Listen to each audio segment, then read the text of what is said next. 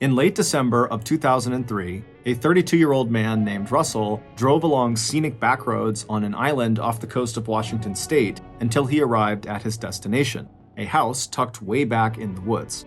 After driving down the property's long driveway, Russell pulled into a parking spot and came to a stop. After turning off his car's engine, Russell went to unbuckle himself when he stopped, because right in front of him in the tree line, he saw a figure moving in the shadows. As Russell leaned forward and strained his eyes to see who it was, the figure suddenly emerged and began walking quickly toward Russell's car.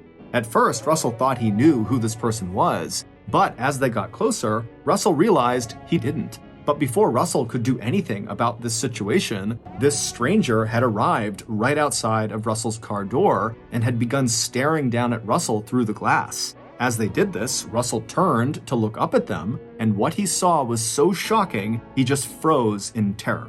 But before we get into that story, if you're a fan of the strange, dark, and mysterious delivered in story format, then you've come to the right podcast because that's all we do, and we upload twice a week, once on Monday and once on Thursday. So, if that's of interest to you, please offer to make the 5-star review buttons bed, but when doing so, spread a thin layer of sand between their sheets. Also, please subscribe to the Mr. Ballen Podcast wherever you listen to podcasts so you don't miss any of our weekly uploads. Okay, let's get into today's story.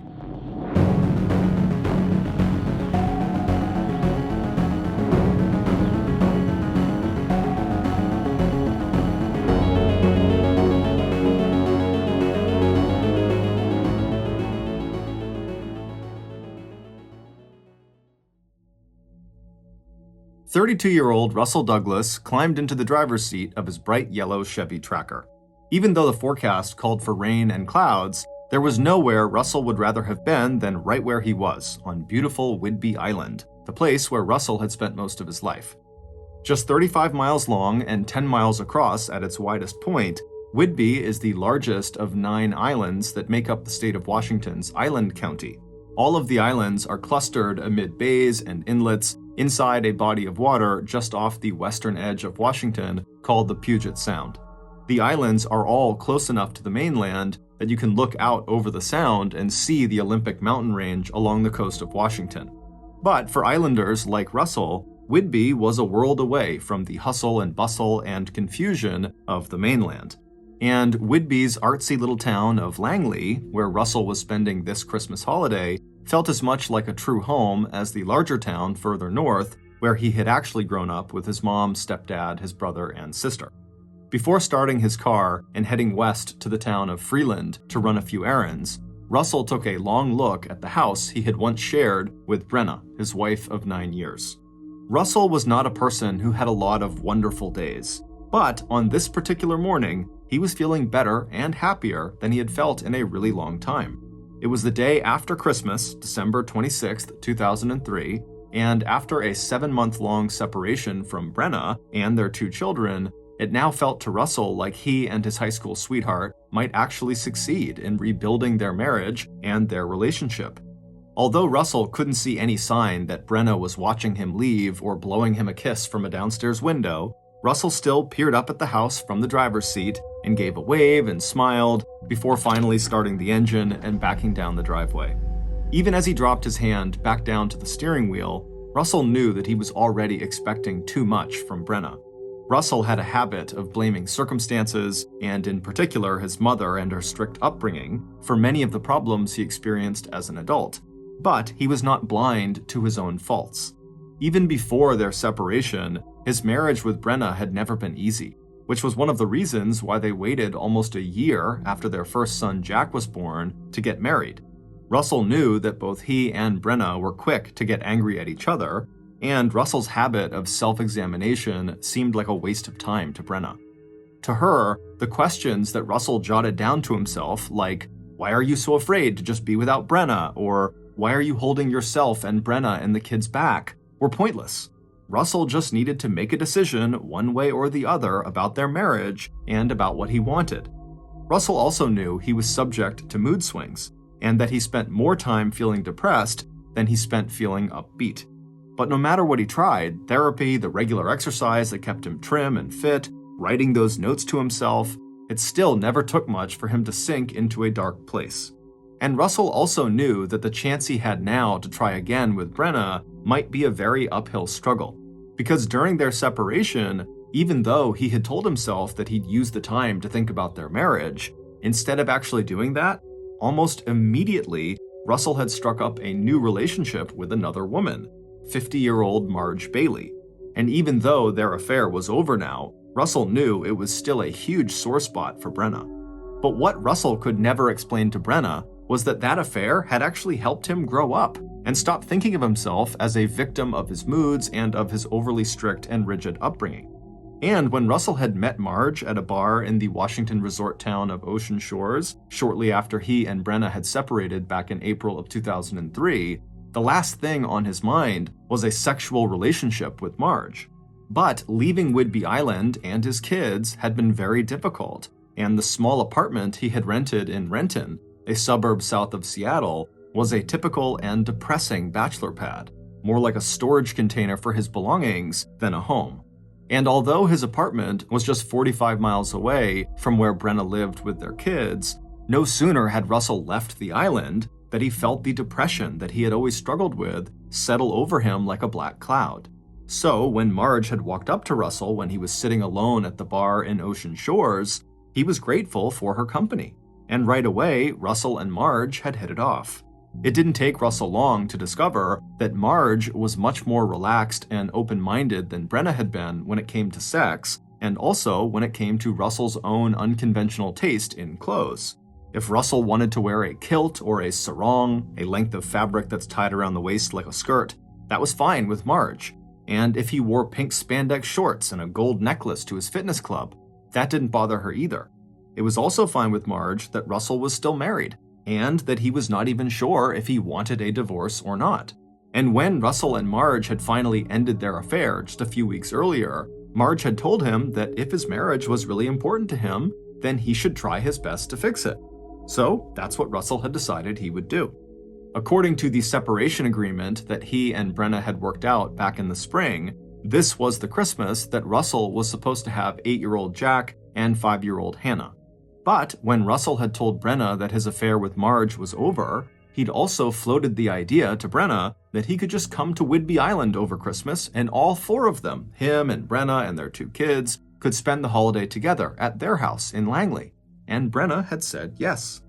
As Russell slowed down to make a left onto the main route that would lead him 13 miles west to Freeland, he looked down at his blue jeans and flannel shirt. Of course, along with agreeing to this Christmas reunion, Brenna had had a lot of other things to say as well, including the fact that she'd had enough of what she called Russell's deviant lifestyle. And by that, she didn't just mean his sense of adventure when it came to sex, but also his collection of slightly wild clothes. And even though Russell had been careful to dress in a style Brenna found acceptable during this reunion, he knew that since his arrival, he had already made at least one serious mistake. He'd been so excited about getting back together with Brenna that when he showed up for Christmas, he had given her some fancy lingerie, and inside the lingerie gift box, tucked under the folds of suggestive and flimsy fabric, he'd slipped an assortment of flavored condoms. Still, Brenna's annoyance with him had not stopped them from making love together earlier that very morning. And now, as Russell drove through some of the most beautiful landscapes in the Pacific Northwest, that voice inside him that constantly second-guessed his decisions and made him feel like happiness and contentment were always going to be out of his reach seemed to fade away. Not only was Russell back on his beloved Whidbey Island with Brenna and his kids, financially his life was also improving. He'd recently gotten a small, but to him very meaningful, promotion at the land management company where he worked, and in just 4 months, he'd finish his online master's degree in business administration. He knew that the hairstyling business he and Brenna had bought together a year ago, so Brenna, a licensed beautician, could have her own salon, needed an infusion of cash to cover some debt Brenna had run up. But if they could make their marriage work, his skill with money management, coupled with her skills as a beautician, could put them on the path towards a comfortable financial future. He also knew that that kind of security and status was very important to Brenna. Even though she had never gone to college or spent really any time off of Whidbey Island, Brenna had a few close friends whose lives she envied. One of them was her best friend, Peggy Sue Thomas, who also happened to be a licensed hairstylist, as well as the owner of the house that Russell and Brenna rented in Langley. Although Russell had never been close friends with Peggy Sue, who was 4 years older than he and Brenna, it was impossible to grow up on Whidbey Island and not know about the 6-foot-tall high school basketball star from Langley with the outsized personality and fiery red hair. After high school, Peggy got married and then got her beautician license, just as Brenna would later do. But after Peggy's first marriage fell apart, she surprised everybody by joining the military and becoming one of the few female aircraft mechanics in the US Navy.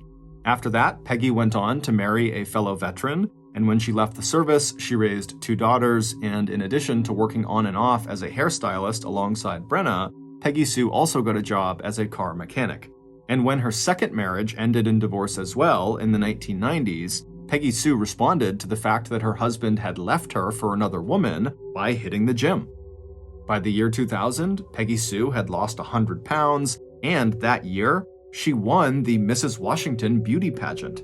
And now Peggy Sue was out in Las Vegas, Nevada, living the high life with her 2 daughters.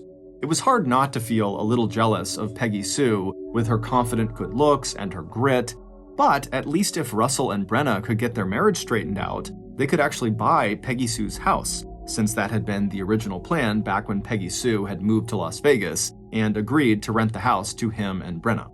As Russell made yet another decision, he would definitely talk to Brenna about buying that house. He also made a quick mental review of the directions he needed to follow to get to his next destination, an address on Wall Road just outside of Freeland.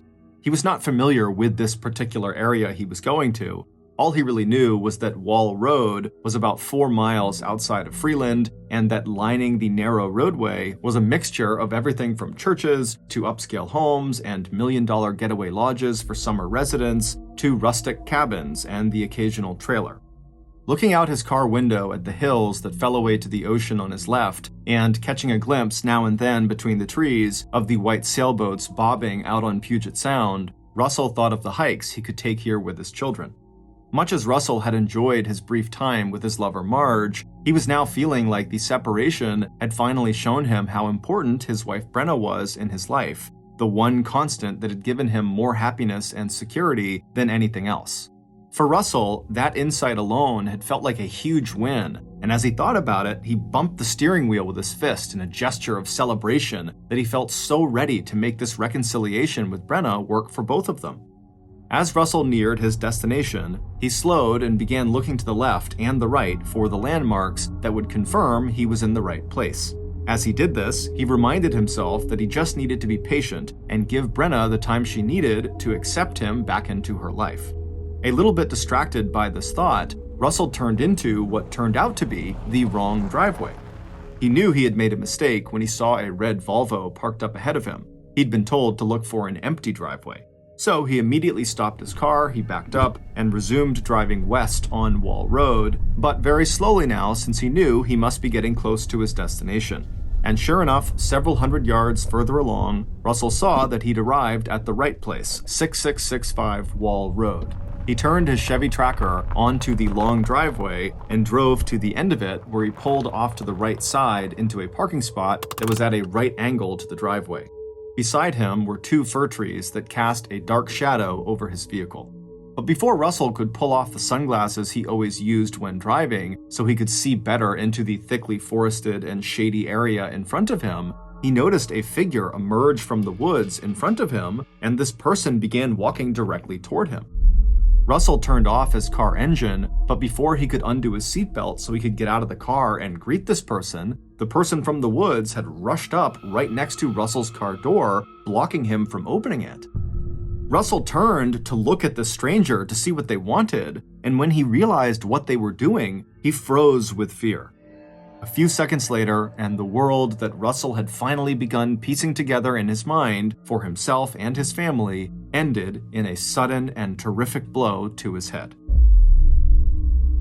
Almost 5 hours later, at about 4:30 p.m., 2 women who were residents of Freeland, who lived on Wall Road, were surprised to see a yellow Chevy Tracker parked in the driveway of one of their neighbors' houses.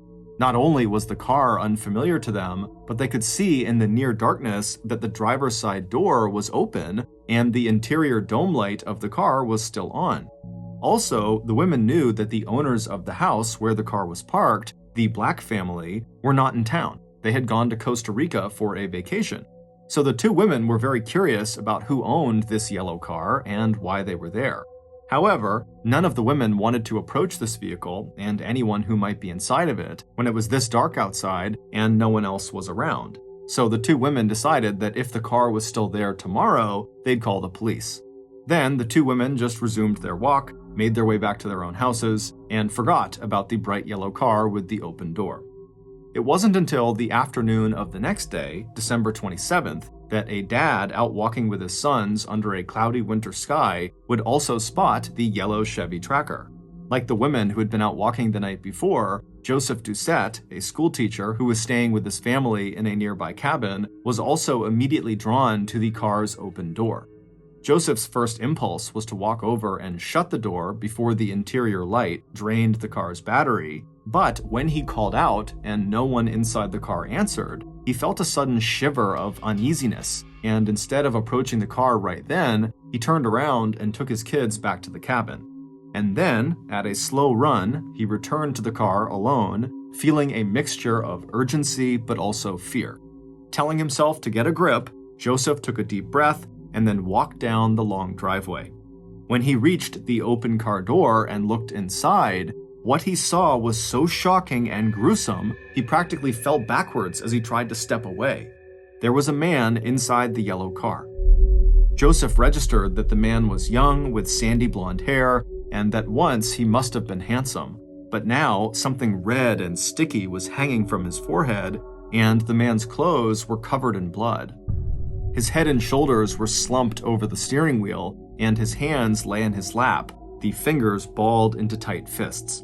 Trying to keep from vomiting, Joseph turned around and began running while pulling out his cell phone and dialing 911. And 8 minutes later, at 4:34 p.m., as the sun fell below the horizon, the first police car arrived on the scene. Not long after that, the dark, quiet road was filled with other police and emergency vehicles and flashing blue and red lights. It didn't take long for the first medical responders to realize they were too late. The man inside of the car was obviously dead, and he was obviously dead from a bullet wound to the head. And once detectives arrived on the scene, it didn't take them long to realize that their first assumption about what had happened to the driver of this car was completely wrong.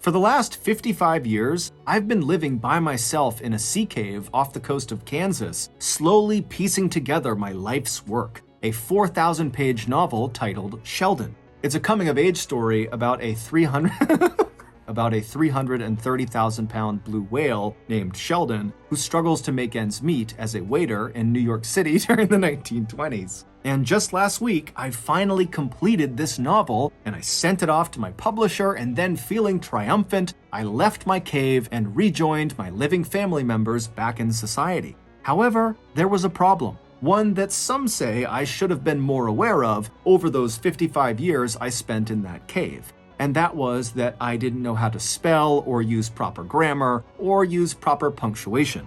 And so even though I saw beautiful prose on those 4,000 pages I submitted, my publisher only saw thousands of crude drawings of blue whales and skyscrapers. While my novel may need to be reworked slightly, yours won't have to be if you just use Grammarly, the internet's most popular writing assistant. The free version of Grammarly offers comprehensive spelling, grammar, and punctuation suggestions, instantly proofreading all of your work as you write, so you can be sure it's mistake-free before you ever turn anything in. Grammarly Premium comes with even more advanced features like Clarity full sentence rewrites, which flags and rephrases hard-to-read sentences, cutting down on jargon and making your writing so much easier to read. Premium even comes with built-in plagiarism detection. To top it all off, Grammarly is completely free to download and works on all your favorite devices and apps. So if living in sea caves for decades at a time while writing novels about landlocked whales is of interest to you, or if you're a student who is required to write stuff, then you need to give Grammarly a shot today. Improve your grades with fewer all-nighters by using Grammarly. Sign up for free today at grammarly.com/MrBallen and get 20% off when you're ready to upgrade to Grammarly Premium. That's grammarly.com/MrBallen.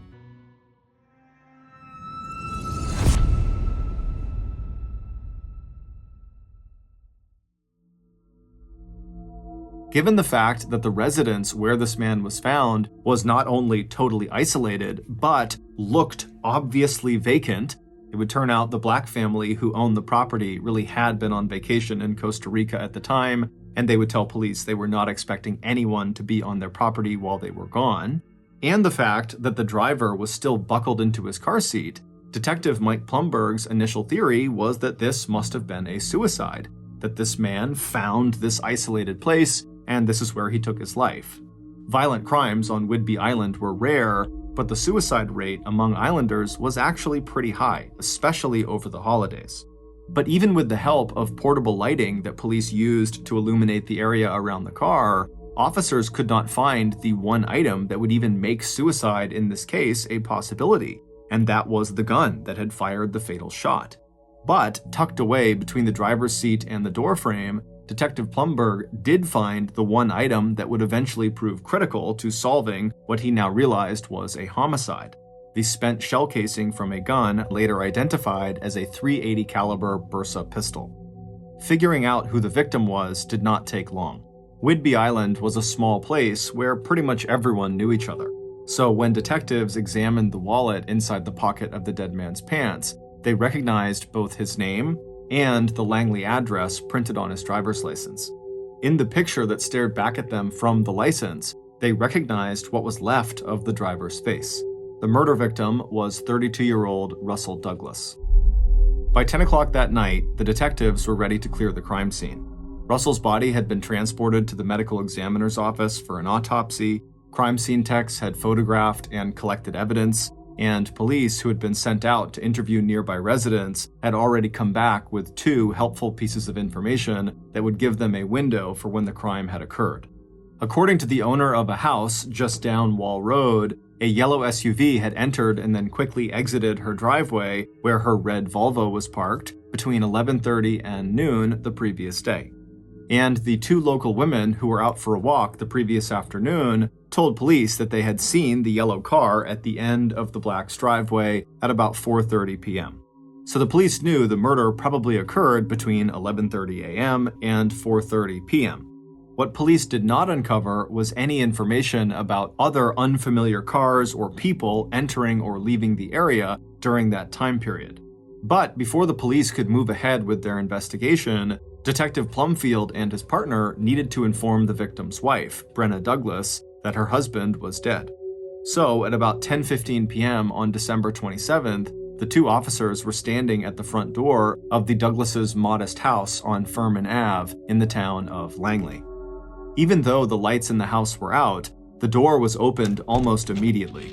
Brenna, a big, strong woman with curly brown hair, was standing in front of them, dressed in her nightclothes. Without asking why they were there, Brenna exchanged a short greeting and then invited the men inside. When one of the detectives asked if they could all sit down to talk, Brenna led them to the dining room table. As Detective Plumberg pulled out a pad of paper so he could take some notes, Brenna settled herself into her chair on the other side of the table and looked out at them with a blank expression. In any murder case, the spouse is always one of the first people of interest. So instead of disclosing that Russell was dead, the detectives began by asking Brenna when she had last seen her husband. Over the next hour, even after police told Brenna that they had just discovered Russell's body in his yellow car and that he had been shot once in the forehead right between his eyes, Brenna displayed no sign of grief or even surprise. Instead, she shocked detectives by giving a list of grievances and complaints about her recently murdered husband. According to Brenna, she had initiated their recent separation by kicking Russell out of the house 7 months ago. She'd also filed a report with police alleging that he was verbally and physically abusive that he threatened to punch her in the face and had once, years ago, hit their son across his face. And even though Brenna had withdrawn that complaint, she insisted to investigators that the information she had given police at the time was true. Russel had been controlling, he had once called her fat, and he had cheated on her both with women and with men. Brenna also claimed that Russel had downloaded tons of pornography to his computer and that he liked using sex toys. As for their recent reconciliation, it had been his idea more than her idea for the two of them to try to get back together and fix their marriage. And even though they had had sex during their Christmas reunion, Brenna told detectives that she had only done that because she wanted to feel loved. Brenna also told police that Russel abused both alcohol and drugs, and if he had any friends at all, they were only the friends that she herself had made and introduced him to. Brenna's barrage of criticism about the father of her children and the man who was never late with child or spousal support and who showed up right away when Brenna needed help with a household project not only shocked the two detectives, it made them wonder if all that bitterness Brenna was expressing to them added up to a possible motive for Brenna to kill her husband. Sensing that the police had found her response surprising, Brenna wasted no time sketching out her own airtight alibi for December 26th, the day Russel was killed, from the moment he had kissed her and the children goodbye before leaving mid-morning to run some errands, right through the early afternoon of December 27th. As to why she had not contacted anyone when Russel did not come back to the house that afternoon or night, Brenna said she assumed he'd probably just blown her off again. But even as police verified Brenna's alibi, she remained a person of interest, especially when investigators found out that Russel had made Brenna the beneficiary of 2 life insurance policies.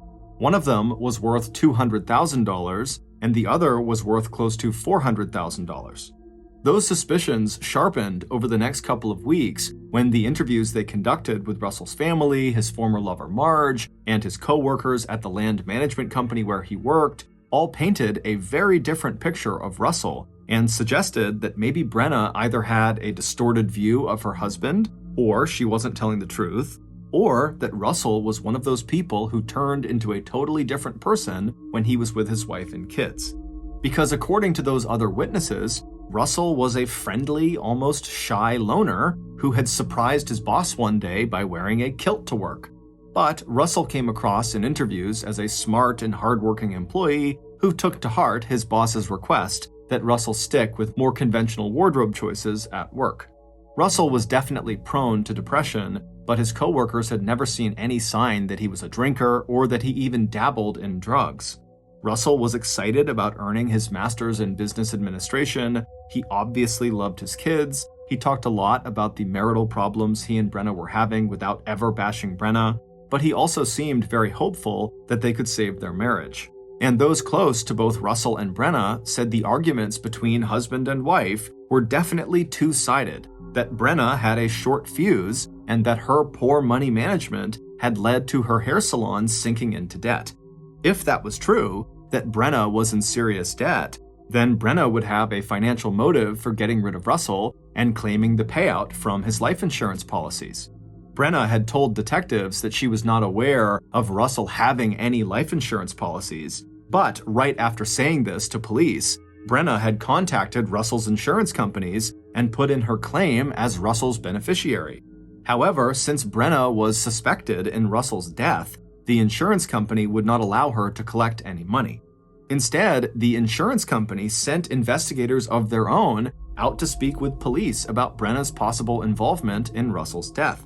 And what Detective Plumberg found out in speaking with the insurance company's investigators was that Brenna had presented herself and Russel very differently to the insurance company than she had to police. To insurance investigators, she described Russel as a loving and supportive husband, and as a couple, they were committed to reconciliation after going through a minor rough patch in their marriage. At around the same time police were speaking with the insurance investigators, an examination of Russel's work computer and personal laptop were completed, and what police learned was that 1, Brenna had full access to her husband's email and bank accounts, and 2, Russel was not a big consumer of pornography like Brenna had said.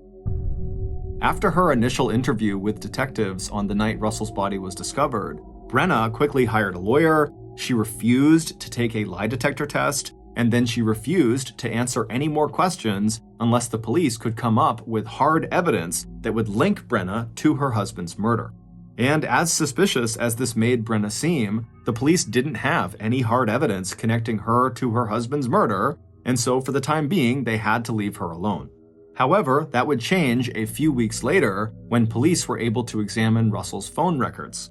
And there was one number with an out-of-state area code that popped up a couple of times in the second half of December that did not fit the pattern of other calls to or from Russel's cell phone. And when Detective Plumberg called that number out in Las Vegas, Nevada, they found one of the things they'd been hoping for. Anyone who had a link to both the victim, Russel, and to their person of interest, his wife, Brenna. That person turned out to be none other than Peggy Sue Thomas, Brenna's best friend, who had moved off Whidbey Island back in 2000. That's when Peggy had gone to Las Vegas to compete in the Continental Mrs. USA pageant. Although Peggy Sue had won the evening gown competition and impressed judges with her stint in the Navy as an aircraft mechanic, she had not won the title. But during that competition, Peggy Sue had fallen in love with the bright lights and big city feels of Las Vegas. That's when she rented her house to Russel and Brenna and moved with her 2 daughters to Henderson, Nevada, just outside of Las Vegas, where Peggy now made a good living as a glamorous limousine driver with a loyal clientele of high rollers and big tippers. Peggy told detectives that she and her boyfriend had been out to Whidbey Island over the Christmas holiday, and that she, Peggy, had seen Russel at his apartment just outside of Seattle on December 23rd. But she had only seen him long enough to hand him a Christmas gift that was for his wife, Brenna. That's what the 3 phone calls that the police had seen in the phone records were about. Peggy had called Russel to arrange this gift exchange, but when he didn't answer that call, the 2 of them had kind of played phone tag for a little bit before they did connect and make their plans. As for Peggy Sue's boyfriend, Jim Huden, he was also a native of Whidbey Island, but he'd left the island years ago after he had struck it rich selling a computer program he had designed to the computer giant Microsoft. And although Peggy Sue and Jim had spent Christmas together in Washington State, Jim had not come with her to see Russel on the night of the 23rd to deliver the package for Brenna. Peggy Sue admitted that most of what she knew about Russel was secondhand information she had gotten from his wife and her best friend, Brenna, and almost all of it was very negative about how terrible Russel was. However, Peggy Sue would tell police that during her brief visit with Russel on the 23rd, he was very nice and seemed happy and excited about spending Christmas with Brenna and the kids. By the time the call ended with Peggy Sue, Detective Plumberg had started to wonder if Russel's murder would ever be solved, because every lead they followed up on seemed to turn into a dead end. By June 2004, 5 months after Russel's murder, and with no fresh or promising leads, Detective Plumberg decided to go back and review the entire investigation. But it wouldn't be until the end of July, a full 7 months after Russel had been shot at point-blank range, that police would get the first of a string of tips that would eventually break the murder case wide open. And the first of those tips would come so far out of left field that at first, Detective Plumberg literally could not believe what he was hearing. On July 26th, the Island County Sheriff's Office picked up a call from a man who asked them if they had any information on an unsolved homicide that had happened around Christmas the year before, in 2003. When the detective who had answered the call replied that they did have such a case, the caller went quiet. After a few long seconds, the man told the investigator that he had information, but he was, quote, scared to talk about it. Over the next several days, this caller, who initially refused to give police his name or his location, would eventually give Island County detectives his own name, Bill Hill, and the name of a person who Bill said had first-hand knowledge of who killed Russell Douglas. After chasing down so many false leads and dead ends in this murder investigation, Detective Plumberg was very skeptical of this story. But as more and more details showed that Bill wasn't just getting his information from news stories, the detective got more and more interested. And by August 4th, 2004, just a week after Bill had made his first call to the Island County Sheriff's Office, Detective Plumberg and his commander were on a plane headed to Florida to talk with Bill's mysterious person of interest. At the same time, 2 other detectives were on a plane headed to Las Vegas to have another chat with Brenna's best friend, Peggy Sue Thomas. Once Detective Plumberg and his commander arrived in the small town of Punta Gorda on the southwest coast of Florida, they wasted no time following up on the tip they had received from Bill. Not only were they very eager to talk to this mystery witness, they were also eager to get back out of Florida before the big storm system that was forming out over the Caribbean Ocean just off the coast of Central America turned into a hurricane.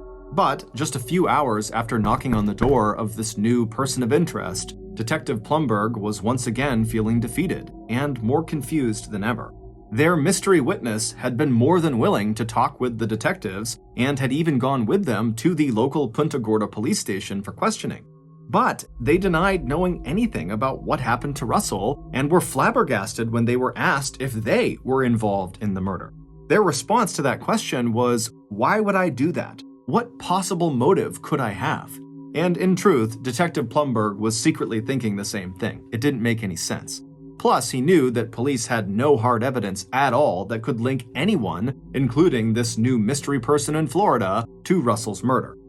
An hour later, the interview was over, and Detective Plumberg's mystery witness had left the police station and returned home. The only good news for the Washington Island County detectives was that they'd still managed to fly out of Florida ahead of the storm. And they were lucky because by August 9th, just a few days after they had left, that storm had turned into a Category 4 hurricane that headed straight into Florida's southwestern coast and the town of Punta Gorda, where they had been. Meanwhile, the team of Island County detectives who had headed to Las Vegas had hit a similar dead end. In his conversation with Island County investigators, the caller, Bill Hill, had mentioned the name of a woman named Peggy, as well as the name of another woman, Brenna. Bill had told police that he'd heard both names mentioned in connection with Russell's murder. With Brenna no longer talking to investigators, Detective Plumberg had wanted his officers to speak again to Peggy Sue, and this time in person and on the record. But Peggy Sue said she had no information for County Island officers. She was also outraged at the sight of detectives showing up with a search warrant at her house in Henderson, Nevada. Peggy Sue watched as police searched everywhere in her house for any evidence that she had lied to police when she described her meeting with Russell on December 23rd at his apartment. And after the police could find no evidence, the very frustrated investigators began asking Peggy Sue about her boyfriend, Jim Huden, and his possible connection to Brenna or Russell Douglas. But it would turn out that not only had Jim never met Russell, Jim had left Peggy Sue in early February of 2003, 2 months after Russell's murder, and the couple had not parted on friendly terms. Jim had been married when Peggy Sue had met him on Whidbey Island in 2002, and even though he'd lived with Peggy in Las Vegas for several months, ultimately he decided to return to his wife and his small computer software business. That said, Peggy Sue could still account for their movements on the day Russell was killed, December 26, 2003. And she even managed to locate some old receipts from that day to show detectives exactly where they had gone on Whidbey Island before leaving Washington State late that night to return to Nevada.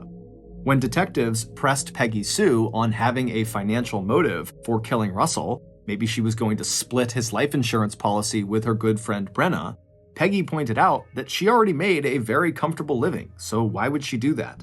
So, a few days later, Island County detectives came back from Nevada as empty-handed as Detective Plumberg had been when he came back from Florida. But 15 days later, on August 18, 2004, all of that would change. That was the day that the local Whidbey newspaper ran a news story based on unofficial sources that mentioned that former Whidbey Island residents Jim Huden and Peggy Sue Thomas were persons of interest in the ongoing investigation into Russell Douglas's murder. And on August 19th, 1 day later, yet another person who said they knew something about the case stepped forward. This time, it was a former police officer named Keith Ogden who lived in New Mexico. Keith, who had heard about the news story from a cousin who lived on Whidbey Island, would tell Island County investigators a story that put everything they had heard on their recent trips to Florida and Nevada in a whole new light. because not only did Keith have the name of the likely murderer, he also had the weapon that was likely used to kill Russell Douglas. It was the .380 Bersa pistol, and ballistic tests would soon confirm that the markings on the shell casing found at the crime scene and the bullet that had been removed from the inside of Russell's skull exactly matched the grooves on the inside of that gun. The murder weapon, combined with the stories police now had from both Keith and their other informant, Bill Hill, finally allowed Detective Plumberg and his team of investigators to identify Russell's killer. Based on that information, here is a reconstruction of what happened to Russell Douglas on December 26, 2003. On that morning, Russell took special pleasure in the time he was spending with his family. Their Christmas celebration the day before had been everything he could have wished for. After arriving in Langley on Christmas Eve, Brenna had taken his car to the store and bought pies and other fixings for the Christmas dinner they planned to share the next day with Brenna's widowed stepfather.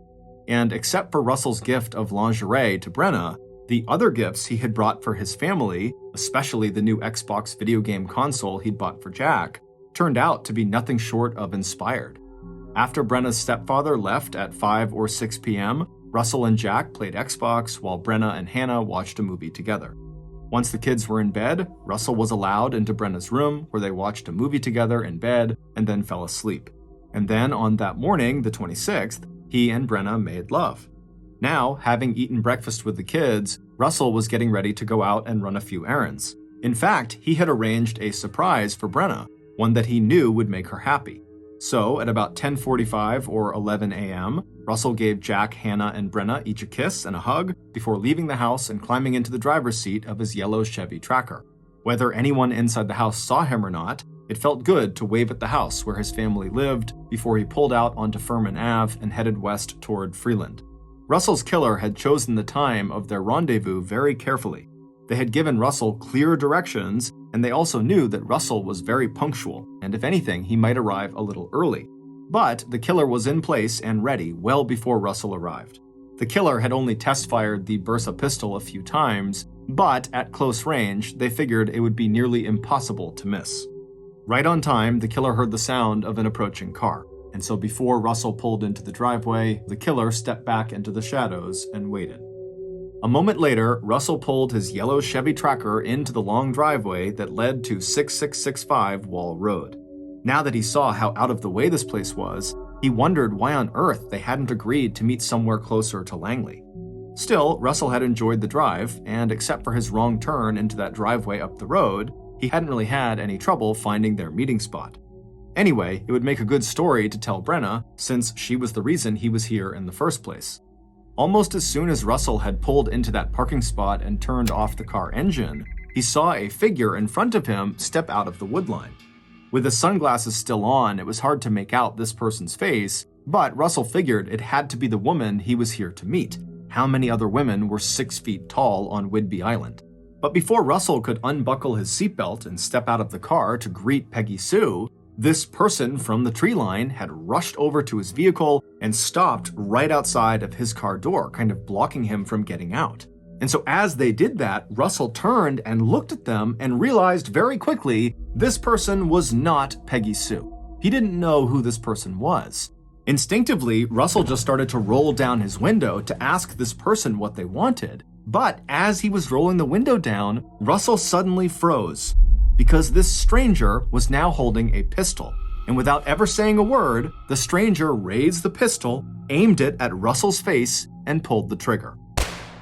As the bullet traveled through Russell's brain, his brain tissue stretched along the trajectory of the bullet, and when the tissue did tear, it snapped back into place with force so great that Russell's forehead suddenly bulged outward, and along with blood, the gray matter of Russell's brain began leaking in ropey strands out of the small hole centered right between his eyes. Before leaving, the killer opened the driver's side door of the Tracker. They wanted to make sure Russell really was dead. By the time the police discovered Russell's body one day later, his body was stiff and cold to the touch. Even before the EMTs confirmed the cause of death, Detective Plumberg would describe the wound as a massive head trauma caused by an execution-style shooting that occurred from a distance of just 12 inches. It would turn out Russel's killer was Peggy Sue's boyfriend, Jim Huden. And it was Peggy Sue who had arranged the time and place where Russel would be murdered. Peggy Sue had in fact called Russel several times not long before Christmas to arrange a meeting so Peggy Sue could give Russel a Christmas present from her to Brenna. But Peggy Sue never then went to Russel's apartment in Renton on December 23rd to drop that present off. Instead, Peggy had told Russel on the subsequent phone calls to meet her on December 26th at 6665 Wall Road, and at this meeting she would give him her present for Brenna. Peggy had chosen this location because it was already a very isolated spot, and the family who lived at 6665 Wall Road, the Black family, they'd be gone in Costa Rica, so there'd be no witnesses. And so on December 26th, when Russel arrived at the meeting spot, instead of Peggy Sue coming up to him, it was her boyfriend, Jim Huden, who would step out of the tree line, walk over to Russel's car, and then shoot Russel point blank in the face. It would turn out that during the 4 months that Jim and Peggy Sue had lived together in Las Vegas back in 2003, Peggy had spent a lot of time on the phone listening to Russel's wife, Brenna, complain about Russel. None of what Brenna had to say was new, but now Peggy Sue could share her friend's complaints with her new boyfriend, Jim. When Jim later confessed his crime to his good friend, Bill Hill, down in Florida, where Jim lived with his wife, Jean, Jim told his friend that he decided to kill Russel because Peggy had told him Russel was abusive to his wife and children. Jim said that he himself had had a violent stepfather, and killing Russel seemed both thrilling and like a kind of revenge killing for what Jim himself claimed to have suffered. Island County detectives in Washington had a different theory. They believed that Brenna may have offered to split the proceeds from Russel's life insurance if Peggy and Jim killed Russel. At that point in Peggy Sue's life, and Jim's life too, money had become a big problem. 7 months after hearing Jim's confession, Bill Hill's conscience finally got to him, and he contacted investigators in Whidbey and told them what he knew. But even though detectives then flew to Florida to question Jim, who was the so-called mystery witness, and Nevada to question Peggy Sue, it wasn't until Keith Ogden contacted police on August 18th and provided the murder weapon that police would have the physical evidence they needed to arrest Jim for murder. According to Keith, who had met Jim and Peggy in Nevada, Jim had approached Keith and asked him to hold on to a gun for him since Jim said he didn't want to keep it in a house with Peggy's kids. Keith agreed, but when Keith heard that Jim was a suspect in a homicide, he realized the gun Jim had given him could potentially be a murder weapon, and so that's why he had come forward. 4 months later, in December of 2004, almost a year to the day that Russel was killed, Detective Plumberg requested an arrest warrant be issued for Jim Huden. But it would take another 7 years before either Jim or Peggy Sue were actually arrested and charged for the murder of Russell Douglas. Shortly after being interviewed by investigators down in Florida in August of 2004, Jim, the mystery witness, had taken advantage of the chaos caused by Hurricane Charlie to flee over the border from the US into Mexico. It wasn't until Jim's wife, Jean, who got tired of sending money to her husband in Mexico, came forward that the police were finally able to track Jim down. And so on June 9th, 2011, Jim was arrested and charged with first-degree murder. While Jim had been on the run, Peggy Sue had gone on to marry and then divorce Alaskan oil millionaire Mark Allen.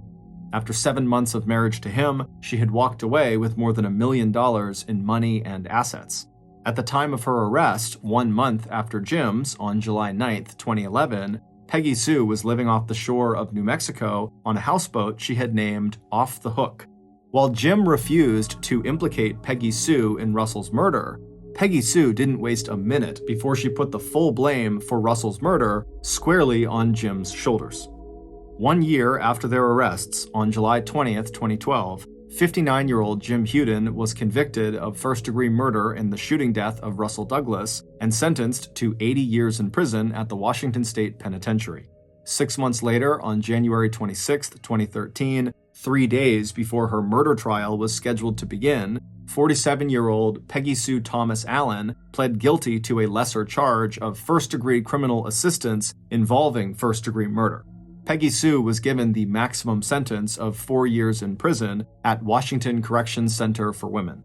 The presiding judge said he regretted the Washington state statute that limited him to imposing what he called a shockingly short sentence. Peggy Sue was released in 2016. Russel's wife, Brenna, who now goes by her maiden name, Brenna Haslam, has never faced any formal charges in her husband's murder, although Island County investigators have continued to treat her as a person of interest. In December of 2005, so 2 years after Russel's death, his insurance company agreed to release a payout of $400,000 from his life insurance policy to Brenna. Brenna used the money to buy a new car and a new house that she subsequently lost 1 year later when she stopped paying the mortgage. There is no hard evidence that Russel Douglas ever physically abused his wife or his children.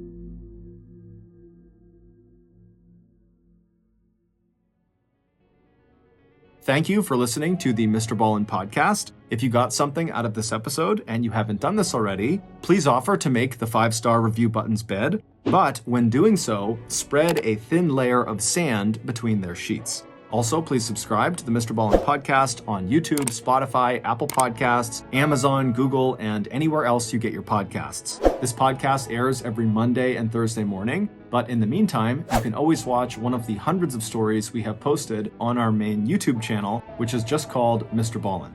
We now have a registered 501c3 charitable organization called the Mr. Ballen Foundation that makes it as easy as possible for you to join me, my family, and my team in supporting those whose lives have been most impacted by violent and heinous crimes. Monthly donors to the Mr. Ballen Foundation Honor Them Society will receive free gifts and exclusive invites to special live events. But the real reward is helping to create a new ending to the story for victims of violent crime. Go to mrballen.foundation and click Get Involved to join the Honor Them Society today. If you want to get in touch with me, please follow me on any major social media platform and then send me a direct message. My username is just @MrBallen, and I really do read the majority of my DMs. Lastly, we have some really cool merchandise, so head on over to shopmrballen.com to have a look. So that's going to do it. I really appreciate your support. Until next time, see ya.